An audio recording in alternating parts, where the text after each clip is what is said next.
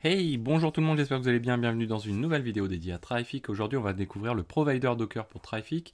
Ce qu'on va faire, on va faire cohabiter notre notre Docker provider avec notre provider qu'on a déjà utilisé jusqu'ici, le provider file, juste pour vous montrer qu'on peut avoir plusieurs providers et en même temps on va mettre en place le provider Docker. Alors nous on n'a pas de cluster Swarm à disposition, donc vous allez voir on va faire deux trois petites choses, notamment en fin de vidéo il y a une partie plus intéressante avec la socket SSH de Docker qui est importante à connaître. Et vous allez voir que c'est assez simple. Donc, l'idée avec le provider Docker, c'est quoi? C'est que donc dans la configuration dynamique de Traefik, on intègre directement comme source d'information un Docker Engine qui va fournir toutes les informations qu'il faut pour se connecter à des conteneurs qui, eux, de leur côté, donc d'un côté, la conf statique, il faut qu'on configure le provider Docker, vous allez voir ces trois lignes, et puis de l'autre côté, il faut au niveau du lancement des containers que l'on souhaite faire router via Traefik, qu'on intègre un ou plusieurs labels. Nous on va faire un label aujourd'hui juste pour la démo.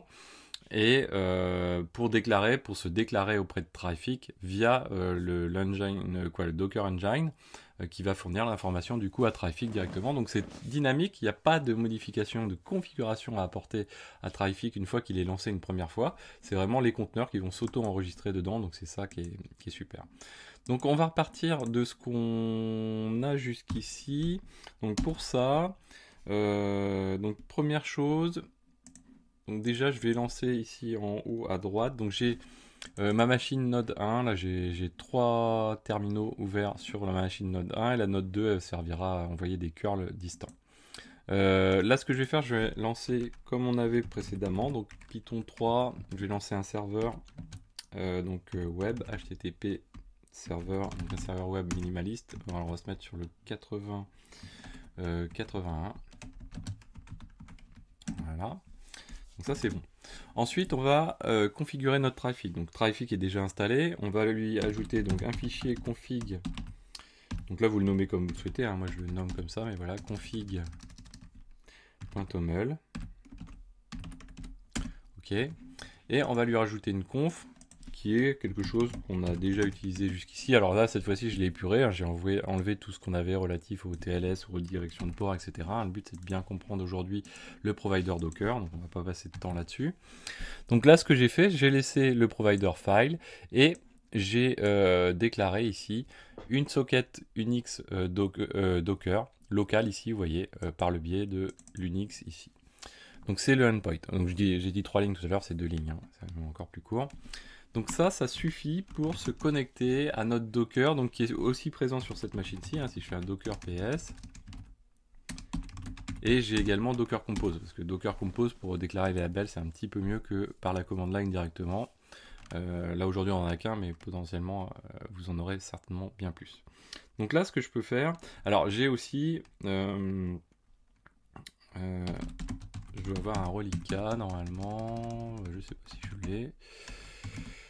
Hop, on va y arriver. Non, je l'ai pas. Donc mkdir de service. Et là, comme pour les vidéos précédentes, pour la partie statique qui est là, le fichier, donc pour la conf dynamique, pardon, du provider file, il nous faut une déclaration du service qui est ici, le Python. Donc ça, on va le faire comme on l'a déjà fait auparavant, pas de choses nouvelles là-dessus. Donc si je fais un cat, j'ai ça à disposition ici.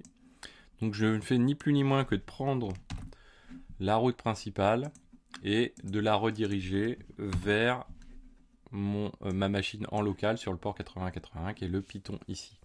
Et là, on prend la route slash, vous voyez, la règle c'est le pass slash, on le redirige ici. Donc ça c'est bon, et ça fait appel, vous voyez, au entry point qui est Xavkey, et on est toujours avec notre entry point Xavkey qui correspond au port 80 de la machine, et du coup, on a notre provider file qui est là. Donc si je lance Traefik là, config file égale config.toml,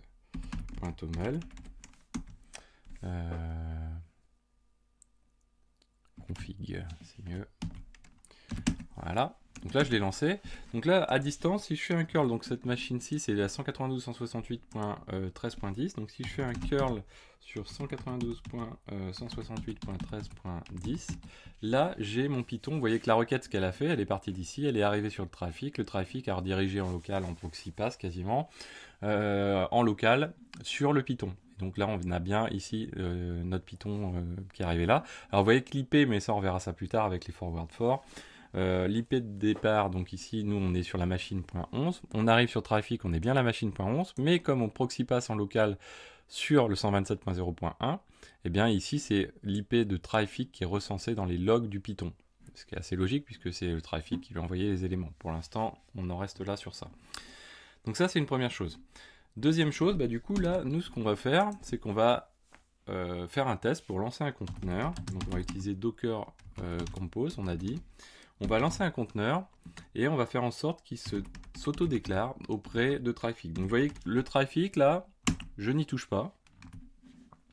Et le container, en fait, je vais le lancer et c'est lui qui va s'auto-déclarer. Donc pour faire ça, hop, je vais reprendre ici. Hop, on va prendre cet élément-là.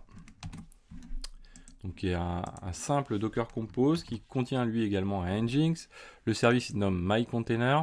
Le container il se nomme myNginx. Bon là on a une redirection de port, mais un remap de port, mais c'est pas forcément nécessaire. Et ici surtout très important, c'est le label. Et un label qui est préfixé de Trafic, qui va permettre à Trafic, quand il va consulter la socket Docker, il va parser les éléments des labels et il va checker les labels qui lui correspondent et récupérer les éléments qu'il lui faut. Donc là en l'occurrence pour ce conteneur-ci, il va récupérer Trafic. Il va récupérer, vous voyez que là c'est exactement la même syntaxe, sauf que là on n'est pas en fichier TOML, mais que la conf dynamique que l'on a à côté. Donc si on avait la conf dynamique, on a le HTTP. Ici donc on déclare un routeur. On lui donne un nom à ce routeur, c'est myContainer. Et on lui dit que la règle, c'est host. Donc on filtre sur le host example.com. On pourrait aussi filtrer, donc là, où passe.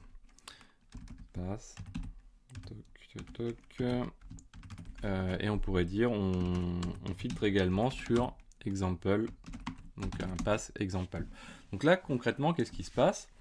Avec ce que j'ai fait là, si je lance mon container, docker compose up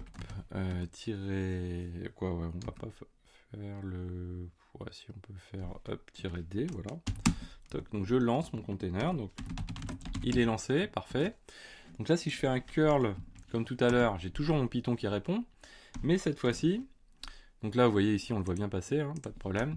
Si je précise un host, donc pour simuler un DNS, donc une entête de host classique, hein, je dis que j'ai un host qui est example.com. Qu'est-ce qui se passe? Vous voyez que cette fois-ci, je suis bien passé. Alors, qu'est-ce qu'il m'a fait là? Example, host sans S, pardon. Voilà, je me disais c'est bizarre. Je les voyais arriver sur le Python, c'est pas normal. Donc là, si je fais ceci, j'arrive bien sur le trafic et qui est-ce qui répond? C'est le Nginx, c'est le Nginx du Docker Compose qui est là. Donc si je fais un docker logs de myNginx, qu'est-ce qui se passe? Vous voyez que j'ai bien envoyé deux requêtes ici via cette machine-ci, via le trafic qui est arrivé ici.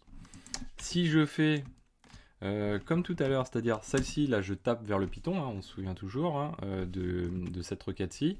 Si je lui rajoute juste un pass example, qui est-ce qui répond? Alors là on a un outFound parce que la route n'existe pas, mais vous voyez que c'est un Nginx qui répond. Et en l'occurrence, c'est pas le Python qui répond, c'est bien le Nginx du Docker Compose qui est là. Donc si je fais un docker logs, j'ai bien ici mes éléments et il me dit not found, effectivement, puisqu'en fait mon Nginx, vous voyez, il ne dispose pas d'éléments dans ce répertoire-ci, donc il n'a rien à présenter. Donc on a un not found. Ça, on reverra ça également plus tard. Donc ça, c'est le principe de base. Alors là, ce qu'on peut faire également, donc nous, on n'est pas en mode cluster, hein, mais je vais vous, juste pour le principe, donc nous, on s'est connecté via la socket Unix. On peut se connecter à distance, par exemple, si on est sur un cluster, ça peut être intéressant de se connecter via la socket SSH. Pour pouvoir faire ça, donc nous, Trafic, il est lancé en tant que route. Donc ce qu'il faut, c'est que avec le user qui lance Trafic, on ait une clé SSH qui permet de se connecter sur une machine. Donc nous, on va faire pour la démo, je vais me remettre en tant que root. Hop. Je vais faire un SSH qui gêne -t rsa-b 2048. Toc. Là, je vais générer une clé SSH. Yes. Donc, est-ce que je vais écraser? Oui. La passphrase, on s'en fiche. Et donc là, il m'a généré une clé SSH. Et ce que je vais faire, je vais simuler comme si je me connectais à une socket distante, mais en localhost. Donc, je vais récupérer ma clé publique de ce que je viens de générer. Donc là, en l'occurrence, c'est le user root, puisque je vous ai dit, c'est root qui lance trafic. Donc, c'est lui qui doit pouvoir faire le SSH vers la machine distante. Et ID RSA, .pub. Voilà. Donc je récupère cet élément-là, et qu'est-ce que je fais, c'est que, alors moi je vais le faire en local, hein, parce que c'est pour des questions de réseau, et j'ai pas installé de cluster swarm, mais là, je vais me mettre en tant que Vagrant, ou dans la home de Vagrant, peu importe, je vais me mettre en tant que Vagrant, je vais récupérer ma clé publique, hein, je vais me mettre dans le SSH authorize key de Vagrant, et je vais venir, ça on peut le virer je pense, voilà, et je vais venir lui rajouter cette clé publique. Et qu'est-ce qui se passe désormais si je me remets en tant que root ici, si je fais un SSH vagrant @127.0.0.1, hop, là j'arrive à me connecter en local. Donc ça c'est parfait. Et ce qui veut dire que si je fais un docker -grand H, donc là et que je passe non pas par la socket Unix mais par la socket SSH, que je lui dis, bah tiens, je vais prendre le user Vagrant pour me connecter en SSH, là en 127.0.1. C'est comme si j'avais une machine distante, ce serait exactement le même principe. Hein. Là, je le fais en local pour la démo, ça n'a aucun sens de le faire en local comme ça, mais c'est juste pour la démo. Et là, si je fais un PS, qu'est-ce que je fais? Bah finalement, j'ai fait un PS grâce à la socket SSH. Donc si la machine avait été distante, ce serait pareil. Et pourquoi faire ça? Parce que tout simplement, donc maintenant que j'ai une socket SSH qui est prête à fonctionner, ce que je peux faire avec ma conf de trafic, c'est que si je voulais faire à distance quelque chose, mais avec ma machine, il faudrait qu'elle soit dans le même réseau, qu'elle bénéficie des mêmes bridges que Docker, donc c'est pour ça que c'est plutôt adapté à des clusters Docker Swarm, ce genre de choses-là. Ici, bah, je peux déclarer une socket SSH plutôt qu'une socket Unix locale, SSH, vagrant @127.0.0.1. Donc moi je le fais en local, mais c'est juste pour la démo. Hein. On enregistre. Et là, donc je peux... alors on va faire un docker... docker -compose down. Juste pour supprimer le container, comme ça on va le redéclarer derrière. Donc là on lance Traffic, donc là il a réussi à se connecter. Si je fais un docker compose up, comme ceci, donc là il vient de se lancer, il s'est auto-déclaré auprès de notre Traffic comme tout à l'heure, mais il s'est auto-déclaré et Traffic lui récupère les éléments via la socket SSH cette fois-ci, donc ça pourrait être distant potentiellement. Si je refais le curl example, ça marche. Si je refais via le host example.com, il me manque, on interroge, c'est la point 10, c'est ça, voilà. Donc là, ça fonctionne également pour récupérer les éléments. Donc on voit bien que le trafic passe bien. Donc là, on est passé, alors via la socket SSH, mais sur le 127.0.1, ça n'a pas vraiment de sens. Mais si on avait un cluster, par exemple Swarm, là, ça pourrait être beaucoup plus intéressant, puisqu'on pourrait passer sur une IP des machines du cluster, donc ça serait beaucoup plus sympa. Voilà, donc j'espère que cette vidéo vous a plu. N'hésitez pas à la partager, à mettre des pouces bleus, à commenter. Et moi, je vous dis à très bientôt sur Xavki.